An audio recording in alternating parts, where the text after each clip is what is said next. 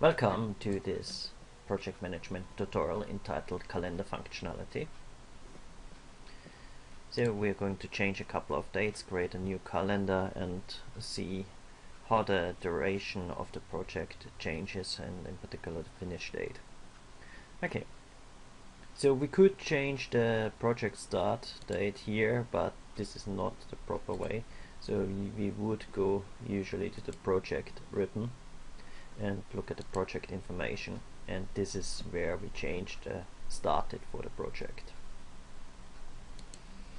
So we are going to set it to the 1st of July,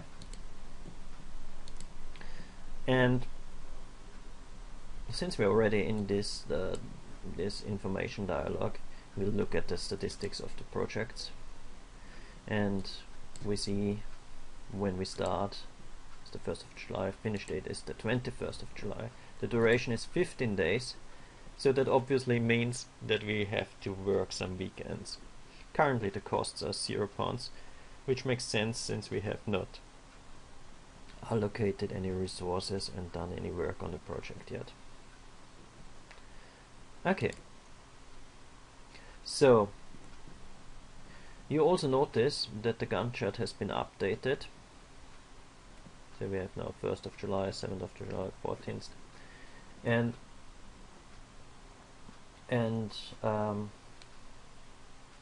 as we mentioned before, we are working on weekends. So for instance, develop script takes a duration of 4 days, but we are working Wednesday, Thursday, Friday, Saturday, Sunday, Monday, which are 6 days. So well, we are not working on Saturday and Sunday, so actually we are just working 4 days, but it's 6 days allocated.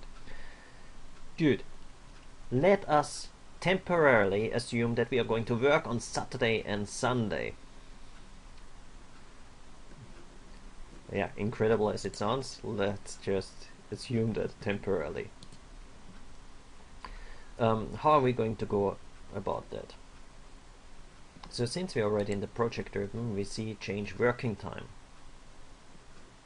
So we're going to change the working time. And since we're just going to do that temporarily, we are going to create a new calendar in this beautiful dialog box. So create new calendar. We are going to call that standard plus the weekends, and we make a copy of the standard calendar. So as we see, the weekends are still gray, and now we are going to change the working days, these two working days. So we go to work weeks and are going to change the details of the default, and as we see here, Monday is from 8 till 12, if you can read it, and Saturday there's nothing in there, and Sunday there's nothing as well in there. So I'm going to select Saturday and Sunday, and instead of using the project default times, I'm going to set these days to specific work times, which are going to be from 8 till 1600, which are 8 hours. Usually in Microsoft by default the working day is 8 hours, which we could verify as well, which we will actually verify. Good. Here we go. And now you see Saturday and Sunday are all white for the standard plus calendar. We are going to click OK and observe that nothing has really changed here. So how are we going to change that the durations, that all the tasks take this new calendar into consideration? We just go back to the project information, and here you notice that we can choose the calendar, and we are going to use now the standard plus calendar.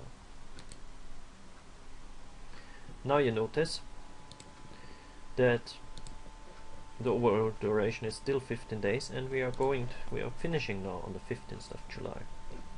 So let us just verify that the working day is really 8 hours. So I'm going to look at the options and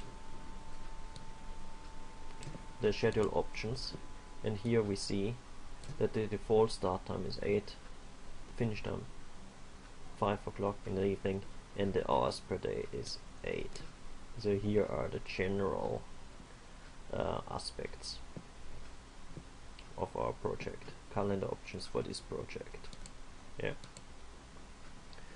This concludes this tutorial. I hope you enjoyed it, and I'm looking forward to seeing you for the next one.